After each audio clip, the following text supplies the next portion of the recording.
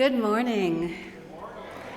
I am Ann Mason, Senior Minister of First Parish in Lexington, and it is so good to see you all. I have missed you. I have missed you so much. Welcome to all of you here in person and those who are live streaming with us this morning. With all that has been and all that is to be, I invite you to center yourselves as we listen to a much-loved piece of music, the Ashokan Farewell by Jay Unger.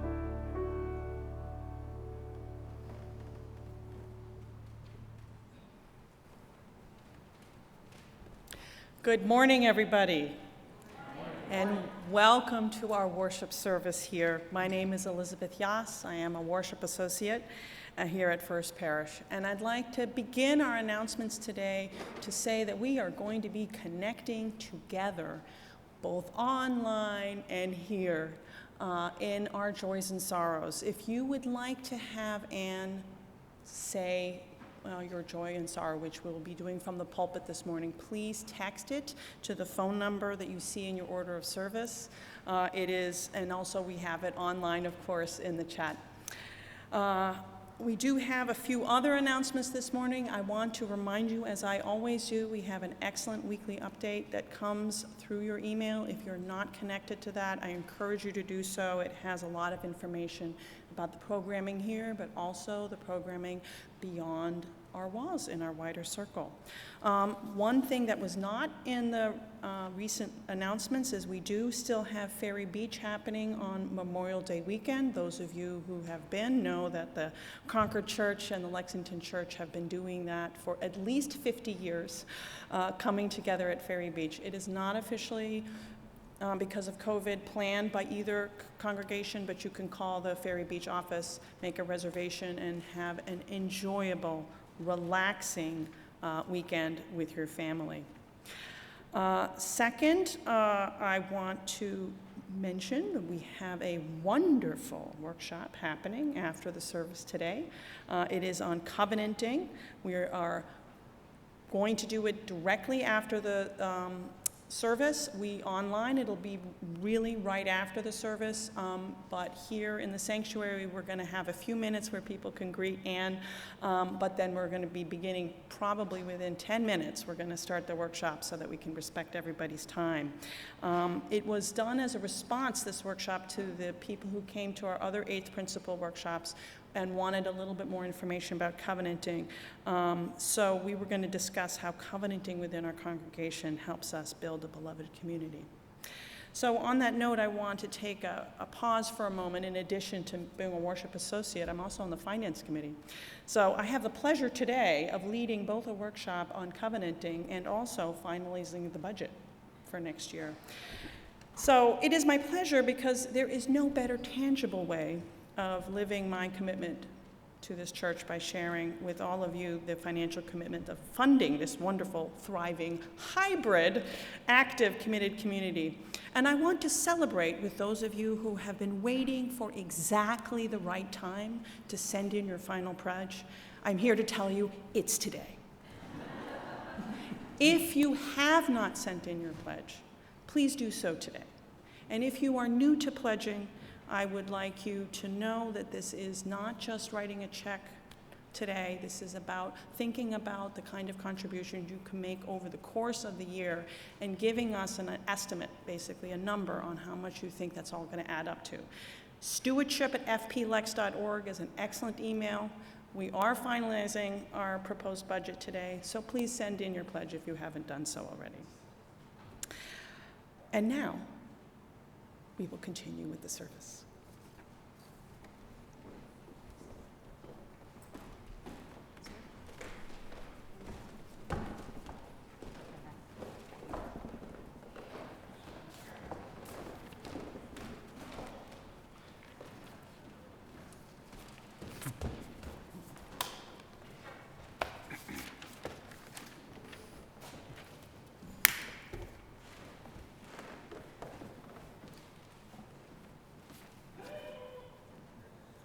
Hello?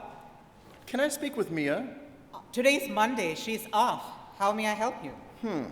Do you know who sent the order of service for worship? That would be Reverend Ann. Okay, how about the master script? That would be Reverend Ann. Boy, she does a lot around here, come to think of it. Maybe she should get a raise. Yes, that's true. I miss her leadership. She is such a profound and deep thinker. So glad she's going to be back soon. When is that exactly now? 110 days, Rev.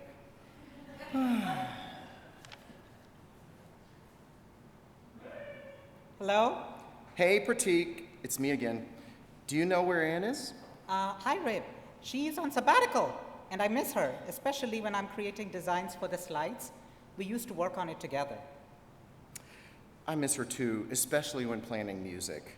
Her spiritual guidance helped me to pick the pieces. 89 more days before she returns. Hello? Oh, hi, Pratik. Sorry, it's me again. Can I speak with Mia? She is in a start meeting, which is the staffing resource team. Wow. I am barely sailing through between admin, communications, RE, and Kashmir. I don't have time for lunch. I feel you, Pratik. Anne's so good at juggling multiple things. She's always looking at the big picture of the church. She has such a wide understanding of all of the moving parts. It will be good to have her leadership and guidance back. Couldn't agree more. I don't know how she does it. Always focused on the solution, no matter what. I miss my supervisory meetings where she would help me prioritize my tasks. And our staff lunches at the Memorial Garden when the weather's nice. When does she return again? 51 days. Bring. Hello? Hi, Rick. I received a call from a community member who is seeking assistance. Do you know who takes care of that? That would also be Anne. She connects so beautifully with those who are suffering and struggling. I see. When does she return again? 23 days! Hey, Mia. How's my hair? Fine, I guess. Why? So Reverend Ann and I have this thing called hair check. Rip does the mic check, we do hair check. You know, when we are creating worship teasers and Christmas Eve videos, we would often joke, how's my hair? And then the reply would be gorgeous. I gotta go make coffee. Again? Yep, nobody signed up. Oh. You know who is great at recruiting volunteers? This person could save the flying tents in under 30 minutes that included ordering and picking up lunch from a local deli for the volunteers. Did I mention this person was out there in the storm without gloves, helping undo the structure and fold the tents? Let me guess.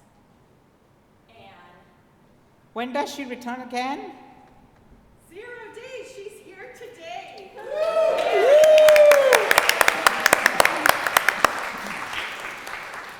join us here. Here's your task list for what's coming up in the next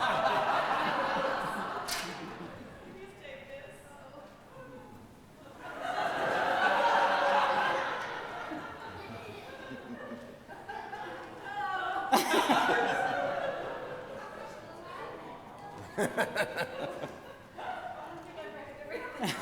Reverend Ann, the children have a surprise for you.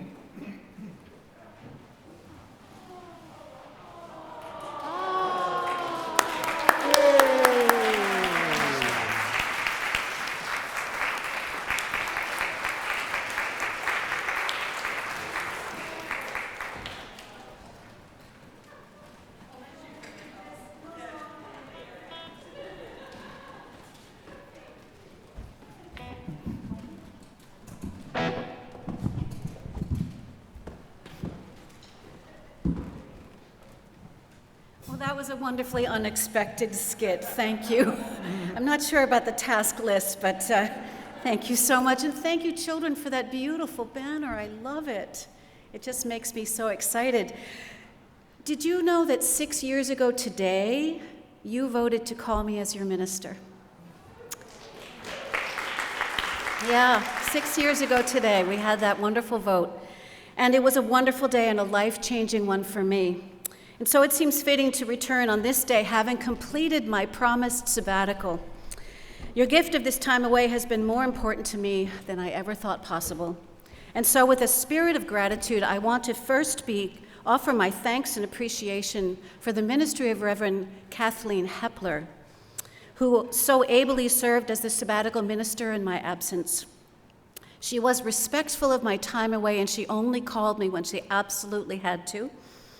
And my trust in her allowed me to relax and invest in all that I undertook over these past 4 months. And I'm also grateful for the incredible work of the leaders of this congregation. When I left, there were so many decisions to be made about staffing changes, which needed to be thoroughly explored and discussed. So thank you, START team, for doing this. And thank you to the DRE search team. You have found an amazing new director of lifespan faith development named Robbie Rose, and she will be beginning this summer. That is just such a joyful thing.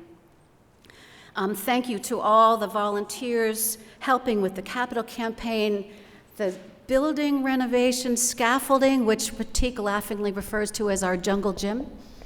So I'm amazed that it was even able to squeeze in there between the chandeliers. Thank you for all of you who are working on the stewardship campaign, and I look forward to hearing all about this as I settle back into work this week. I wanted to also especially thank Rip and Pratik and Mia for their incredible work, holding this church together, doing everything that needed to be done. Thank you. You're wonderful.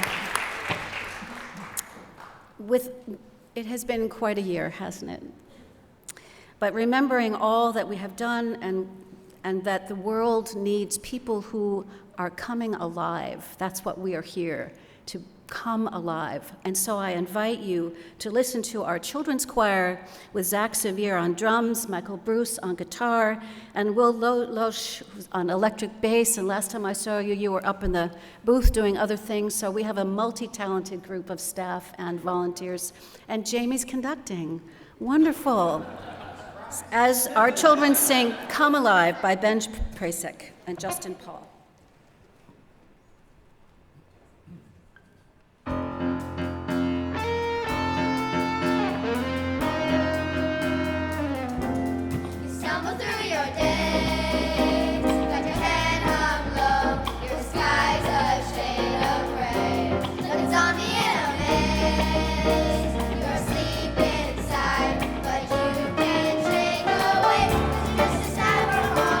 Thinking that you're only option.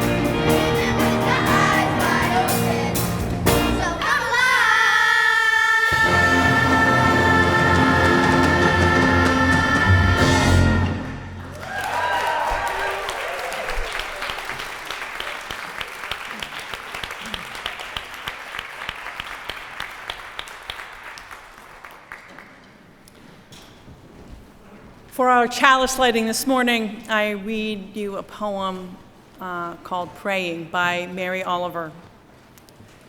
It doesn't have to be the blue iris.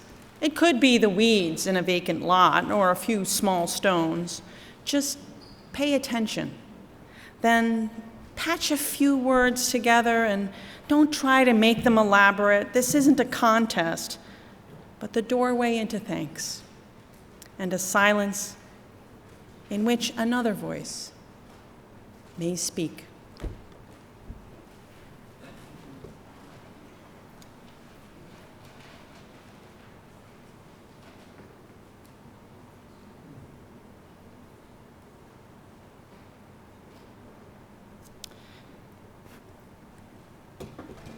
And now please rise in body and spirit, and we will say our unison affirmation.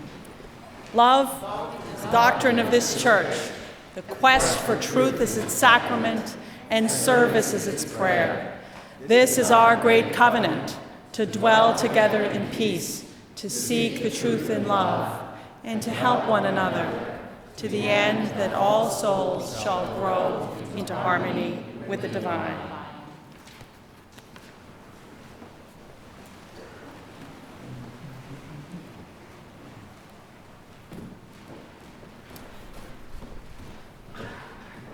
As we begin our Time for All Ages, I'd like to invite Pratik to come and offer a blessing for the work that the children are doing today.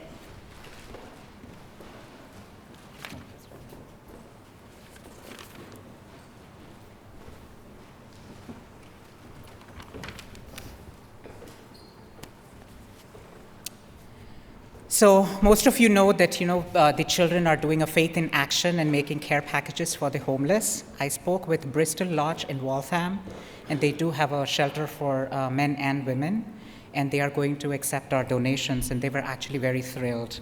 So I invite you in a moment to bless all women, men, boys, girls, non-binary, gender-neutral, and trans folks who are homeless this day, for sleeping under bridges, on park benches, in doorways or bus stations, for those who can find shelter for the night but must wander during the daytime, for families broken because they could not afford to pay the rent, for those who have no relatives or friends who can take them in, for those who have no place to keep their possessions that remind them who they are, for those who are afraid and hopeless, for those who have been let down by our social safety net.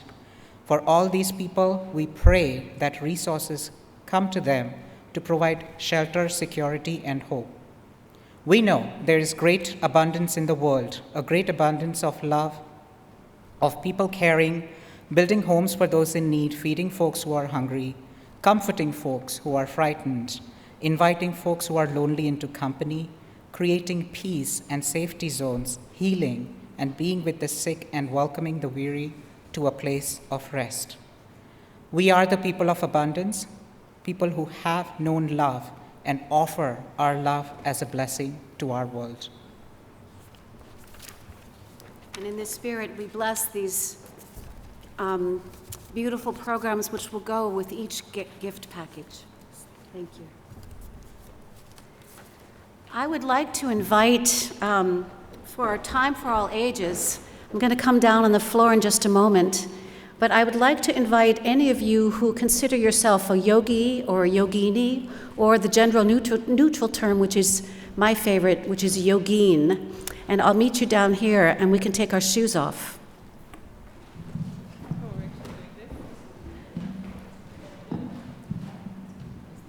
So if you want to come forward and do a little bit of yoga with me, I would really love that. I'm down.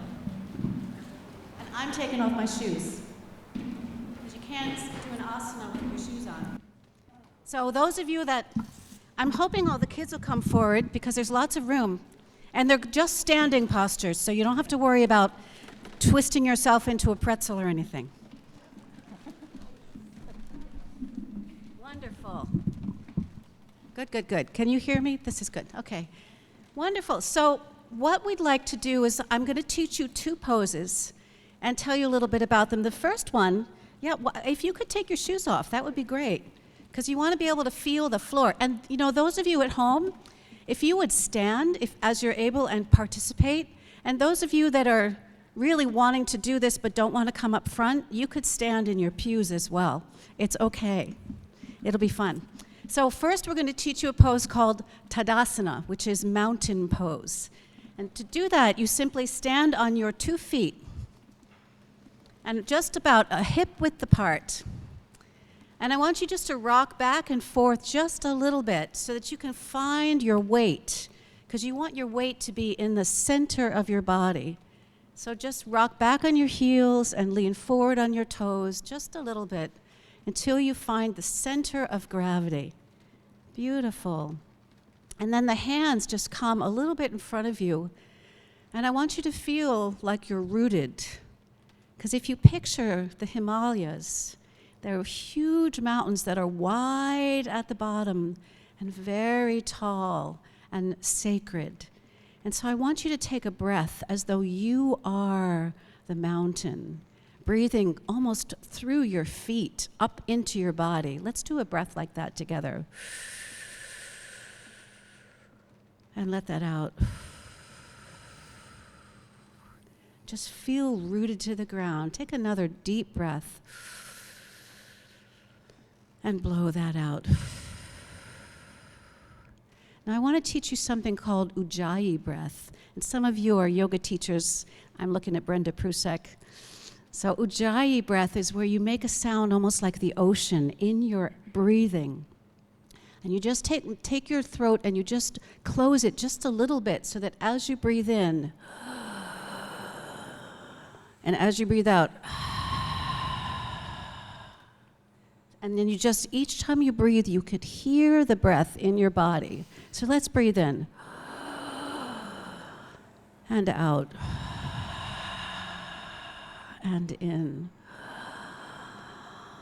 and out. So much of yoga is about the breathing and feeling that air, that prana, the source of life, moving through you as you're breathing. So now I'm going to teach you a pose called Vrikshasana, and it's also known as tree pose. If I didn't have a dress on, I would put my foot way up here, but because I'm wearing a dress in honor of my first day back, I'm going to put my foot just on my calf. So take one of your feet and put it either wherever it's comfortable on your calf, and you want to stay balanced. Now, those of you that are in the pews, you can hold on to the pews a little bit if you need to, but those of us that are standing up here, you want to actually, before you get twisted in a pretzel, you want to actually find your drishti, which is a spot in front of you to focus on. It can be another person, it can be the floor, it can be anything simple, but find your center to look at. And then as you're finding that spot, gently lift up one of your feet and balance. And you can bring your hands out to the side if you want to, or you can bring your hands into heart center. Or if you're feeling really strong and centered, you can bring your hands up overhead. And you can wave your hands in the breeze like there are leaves in a tree just blowing. You guys are totally awesome. Now don't forget to take a breath while you're doing this. Ujjayi breath. Beautiful. This is wonderful. So now we're going to put that foot down and we're going to try it on the other side. Start in Tadasana. Get your breath. Find your drishti. Find your something to focus on so you don't feel like you're going wildly around the room. And take the other foot and just lift that up. And bring your hands wherever you want to bring them. And we'll just stand for a moment and take a breath. And I will tell you there is a legend about this pose, which is from the Ramayana, which is an ancient Hindu text. And it's a story of Rama, Lord Rama, and his wife, Queen Sita. And Rama and Sita were exiled from their kingdom for 14 years. And during that time, Sita was abducted, and she found herself alone and abandoned. And it was a very frightening time for her. But because she was the daughter of the earth, she found herself surrounded by the trees. And so as she stood in the forest, she breathed deeply. She did her pranayama, ujjayi breath, and the trees surrounded her and witnessed her grief, so she never felt alone. She felt the support of every tree that was with her in the room. And so as we do tree pose, we feel all the trees that are with us, that we are one with those trees, and they love us and support us and will hold us together. Thank you. Namaste. Namaste. Thank you. And now I invite us all to sing as our children get our shoes back on. We'll sing about the world that could be if we could only imagine it. John Lennon's song, Imagine.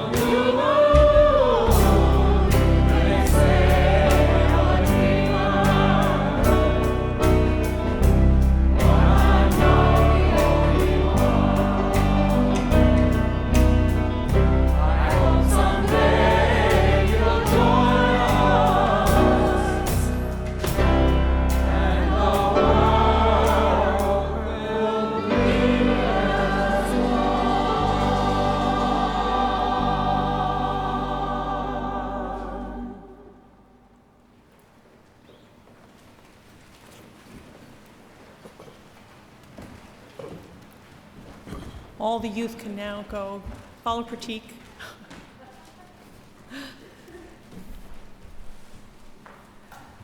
So the reading for this morning is by a Muslim mystic poet and philosopher, Muhyiddin ibn al-Arabi. He lived in 1165 to 1240. And it's about an awakening that the world today still needs. There was a time I would reject those who were not of my faith, but now my heart has grown capable of taking on all forms. It is a pasture for gazelles. It is an abbey for monks, a table for the Torah, Kaaba for the pilgrim. My religion is love. Whichever the route love's caravan shall take, that shall be part of my faith.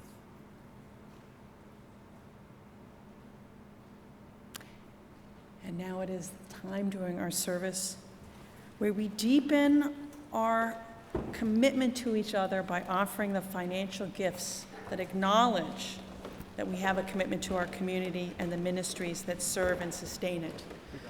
For those of you who are online, please aim your camera at the QR code, and it's on your screen. And all of you, please be as generous as you feel able.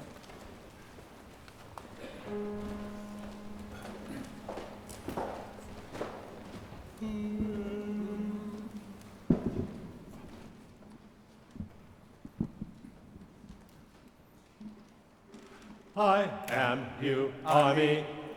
That's what I said. I am you, army. Don't you see? I am you, army. That's what I said. I am you, army. Don't you see? I am you, army. That's what I said. I am you, army. Don't you see? I am you, army. That's what I said. I am you, army. Don't you see? I am you, army. That's what I said. I am you, army. That's what seems. I am you, army. That's what I said. I am you, army. Don't you see? I am you, army. That's what I said. I am you, army. Don't you see? I am you, army. That's what I said. I am you, army. Don't you see? I am you, army. That's what I said. I am you, army. Don't you see? I am a part of you. You are a part of me. And so together we are one body. I am inside your head. You are inside my heart. We fit together, perfect from the start. I am you, army. That's what I said. I am you, army. Don't you see? I am you, army. That's what I said. I am something between us that's greater. Don't you see? I am you, army. That's what I said. I am something between us. Don't you see? I am you, army. That's what I said. I am you, army. Don't you see? I am you, army. That's what I said. I am you, army. Don't you see? I am a part of you. You are a part of me. And so together we are one body. I am inside your head. You are inside my heart. We fit together, perfect from the start. I am a part of you, you are a part of me, and so together we are one body. I am inside your head, you are inside my heart. We fit together, perfect from the start. I am a part of you, you are a part of me, and so together we are one body. I am inside your head, you are inside my heart. We fit together, perfect from the start.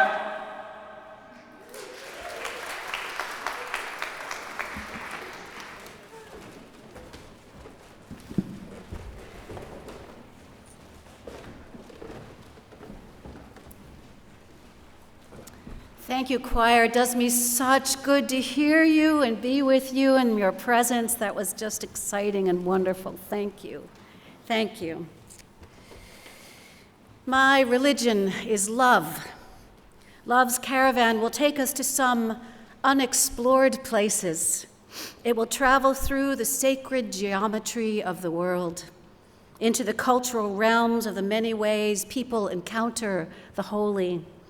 It may lead us through turbulent encounters as we bump up against each other, as we make mistakes and call each other into covenant again and again. My religion is love, and it has carried me gently through the past 4 months that I've been away. I will tell you, it took me a few weeks into my sabbatical to realize just how exhausted I had become. I am the type of person who rises to the occasion, who can usually muscle through a state of difficulty, who keeps her optimism and positive outlook in the midst of most things. You've probably noticed that about me over these years. But friends, really, these past few years have been tough on all of us. The pandemic deconstructed most of our traditions and tested our relationships. And things are still so difficult in the world around us. Democracy is threatened everywhere. The planet is suffering. The economy is shaken, and violence in Ukraine is unbearably horrible.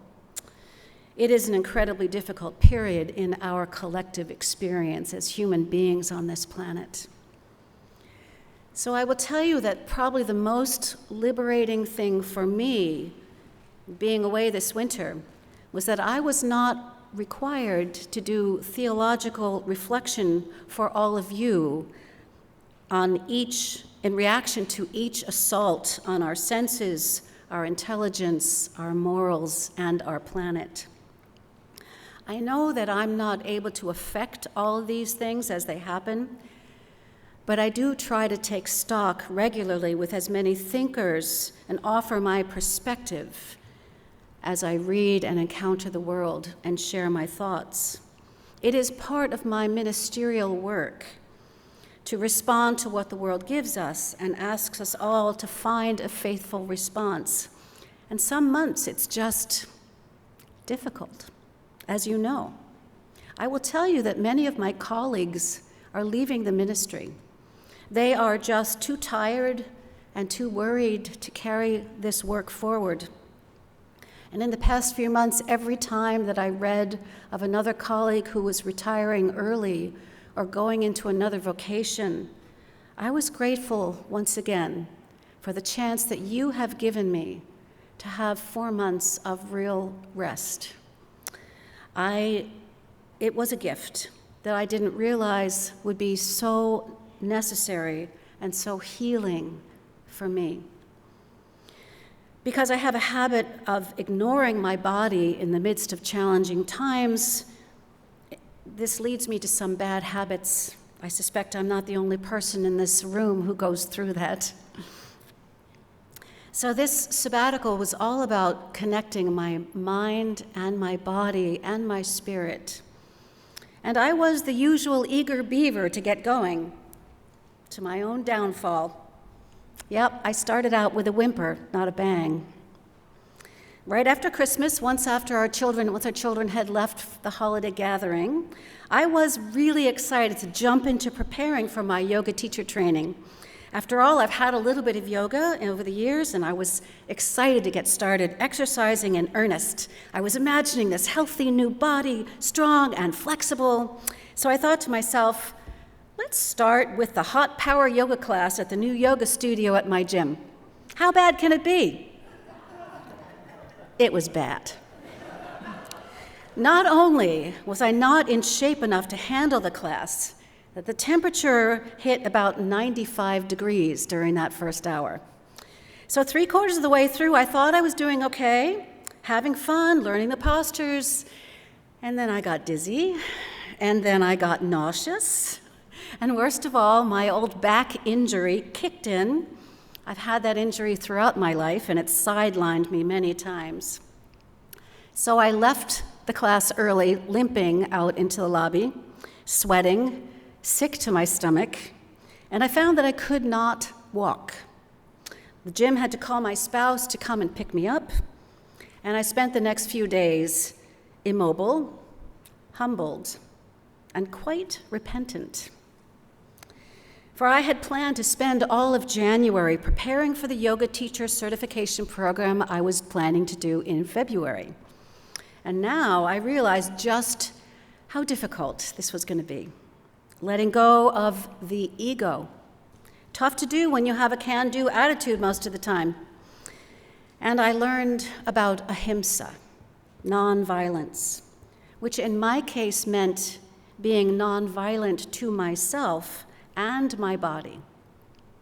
So as I recovered, I sat and I read Donna Farhi's book, Yoga, Mind, Body, and Spirit, cover to cover, as well as the anatomy textbook that I was required to read before my training.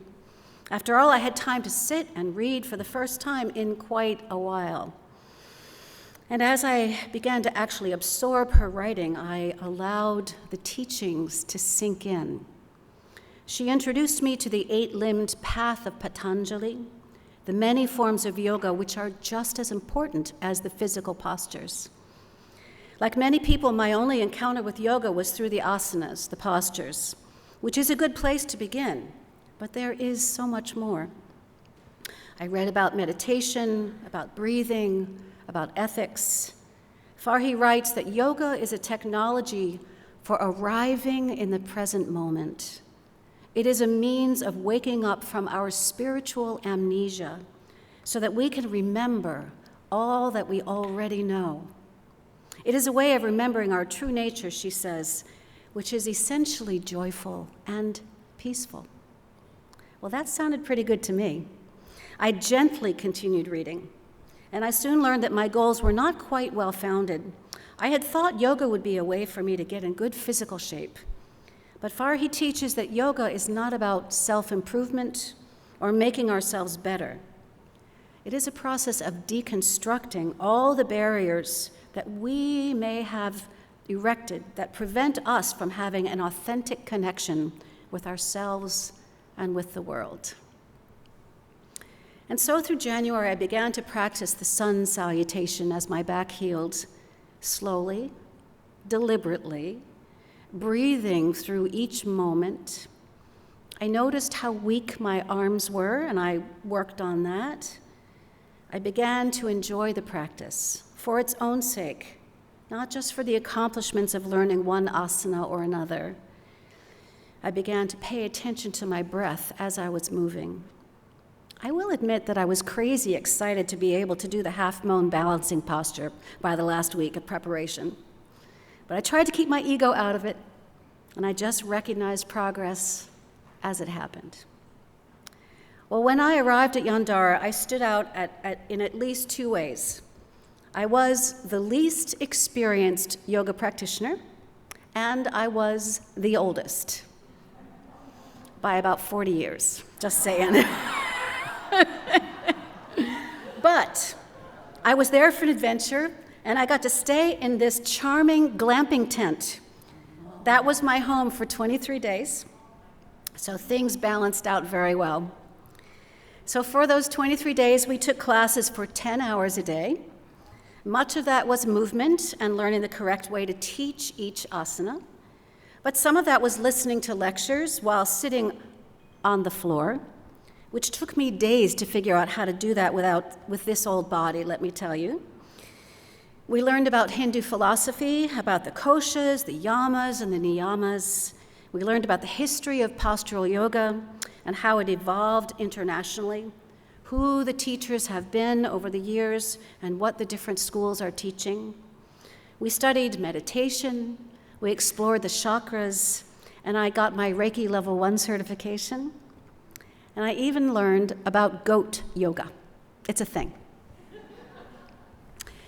We had a 24-hour vision quest as well. We slept on the beach and spent the next day in silence. And here's my photo of the sun coming up over the mountain where I meditated for hours. Now, some of you are much more practiced meditators than I am. I will admit that what I appreciated most about that experience of quiet was being able to sit and truly pay attention to the wonderment of the world around me, the ocean, the shifting colors of the light on each wave, the gray whales spouting in the distance because it was breeding season for the gray whales. We saw them every day. The desert flowers blooming after the spring rains. Being quiet enough to observe the way of nature opened my whole being to the spiritual path.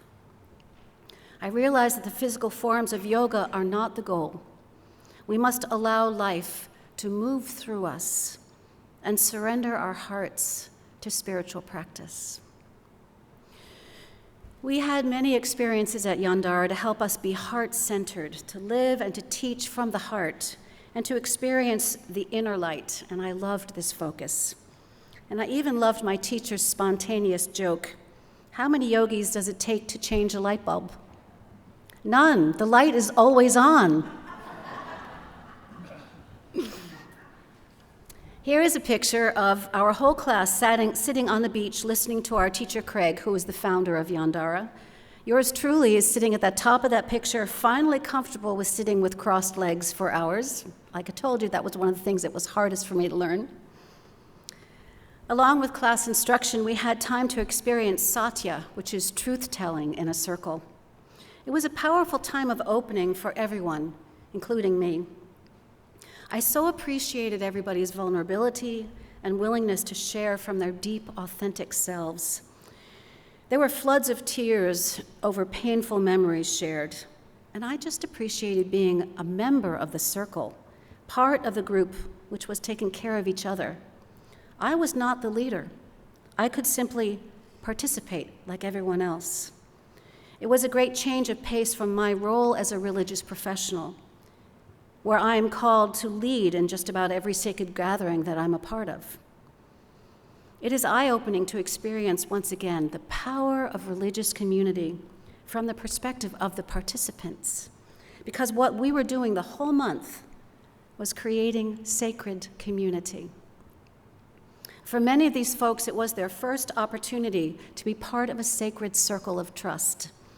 And as I witnessed their sense of release, their feelings of being held and supported by the group, their increased sense of safety, which led to deeper openings of their hearts, I found myself recommitted to the life-saving work of helping to build religious community in our Unitarian Universalist heritage. I will tell you that I was a tireless evangelist for our faith tradition, and I hope that I helped a few of these good students to understand who we are, but only when they asked me, of course. One of the personal challenging moments I had happened during our Satya group. At the close of one of our heart-centered emotional sessions, we were asked to think silently of one affirmation that we wanted to share with the whole group. And what came to mind for me after hearing people's struggles and suffering was that you are all so beautiful. I was seeing these 20-year-olds trying to find their way, wrestling with issues of emotional safety, lingering doubts from the legacy of their parents, struggles with their sense of self-worth. I experienced them all as such beautiful, strong, and yet fragile people. And I was filled with love and admiration for them. And I breathed to myself, you are all so beautiful. Do you realize how beautiful you are inside and out? Well, then our leader said something I wasn't expecting. She said, now direct that same phrase to yourself. Oh, I was stymied. I could not say those words to myself because I was struggling with such a sense of body shame and frustration, partly from being the oldest person, partly from the excess weight I've been carrying, partly from my own lifelong sense of self-doubt and self-judgment. I just couldn't say it to myself. So the next time we were all in our group, we were asked to share something that we struggled with. And I admitted to them all that I was struggling with this sense of body shame and was so grateful that there were no mirrors in the yoga studio, so I didn't have to deal with it all day long. And their responses were so loving and affirming. They said things like, "I had no idea, Anne, that you struggle with this too."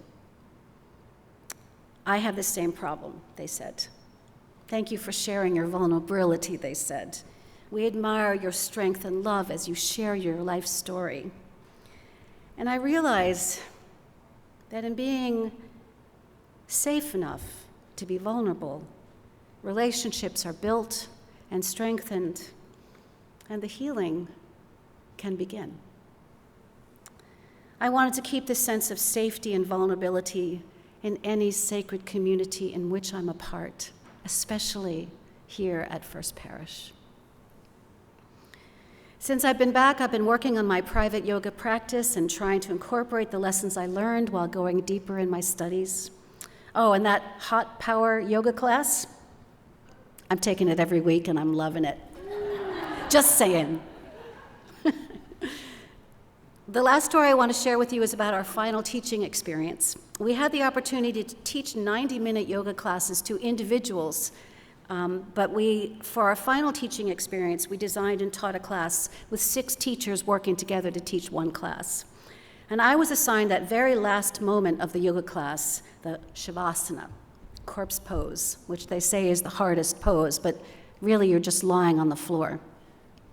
Now, in a public class, we usually simply lie on the floor and rest for a few minutes before we have to get up and go. But at Yandara, Shavasana is an invitation to deep meditation, allowing your whole self to fully feel the effects of the mind, body, and spirit connection. I had some of my most spiritual experiences during those moments of Shavasana during class. So I spent a lot of time preparing for this. We chose the theme of the setting sun for the class, and I remembered a line from my favorite Wendell Berry poem when he mentions the day-blind stars waiting with their light. And so I led the class into their time to find inner freedom with the words of Wendell Berry, "The peace of wild things." And as I recited this to the class, I was overwhelmed with tears as all the parts of me came into focus. And I felt whole as a newly minted yogin, as a minister, as a lover of poetry, as a compassionate soul seeking freedom and inner happiness.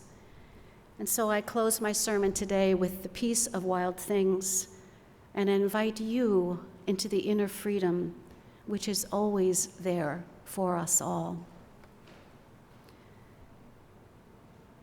When despair for the world grows in me, and I wake in the night at the least sound, in fear of what my life or my children's lives might be, I go and lie down where the wood drake rests in his beauty on the water, and the great heron feeds. I come into the peace of wild things who do not tax their lives with forethought of grief. I come into the presence of still water, and I feel above me the day-blind stars waiting with their light. And for a time, I rest in the grace of the world and am free. Amen, and blessed be. Our anthem this morning is The Music of Stillness by Elaine Hagenberg.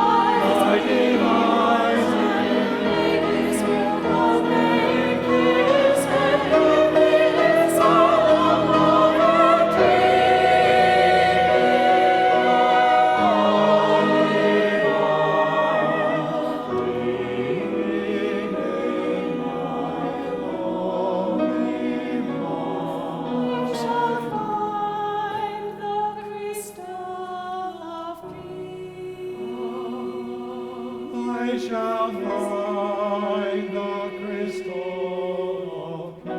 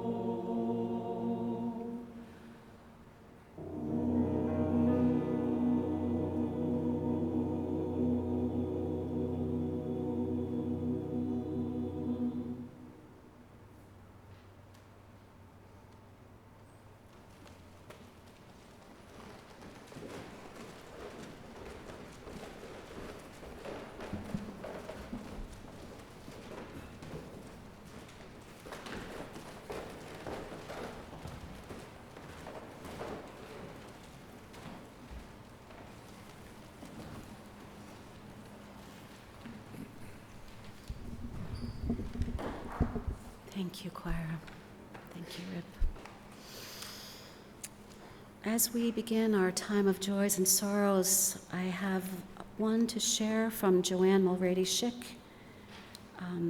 thinking about our son Michael's partner, Alice Feldman, in Poland, who is providing support to a disaster medical team in the Ukrainian refugee center. I also would like to lift up our love and support for our beloved Elisabeth Walsh, who continues to struggle with her illness. And I'd like to share the joy of Cammie and Tony, who had a grandson, Elliot, born to them on April 11th, to Claire and David, and I have seen the picture, and he is breathtakingly beautiful, as all children are. So we have that moment of joy and celebration as well. I invite you, as I share this prayer, just to sit into your chair and take a deep breath together in our collective air. Pay attention to the Spirit moving in your own body, as together we remember these people that we've lifted up and those in your own lives that you are concerned for. Spirit of life and love, be with us as we live with the worries which surround us. We send our love and our light to all those who suffer, especially the people of Ukraine, and all people who have been forced to leave their homes due to violence, climate change, or political upheaval. Be with them as they seek safety, and open our hearts to be people of generosity and peace. Help us to understand our own complicity in the troubles of this world, that we might change our own behavior so that we have a more positive impact on our environment and our society. There are many within our own community who are struggling. Help us to treat each other with understanding and renewed compassion. May we all feel the Spirit of life flowing through us as we surrender our hearts to our spiritual practice. Grateful for this community of faith, we lift our hearts together as we celebrate the chance to be together again. We give thanks for the beauty of this spring day and the leaves which are gently opening in the gentle spring sunshine. May our actions as a congregation help us all to build a new way of being in this world we treasure so deeply. Amen. And now, my friends, I invite you to sing from the rooted Tadasana position that you experienced early as you rise and find yourself rooted like a mountain. Take a deep breath. And I want you to sing, "We are building a new way," like you really believe it, because that is what we are called to do, is to build a new way together.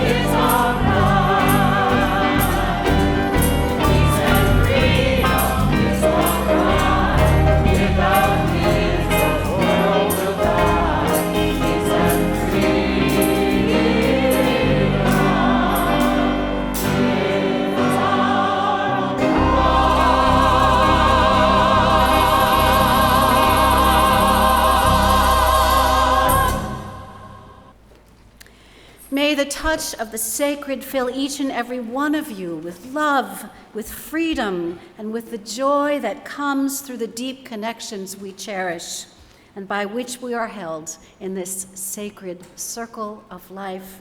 Please be seated for our postlude, which is King's Fold Trumpet by Alfred Fedak, played by Rip Jackson on our Hutchings organ.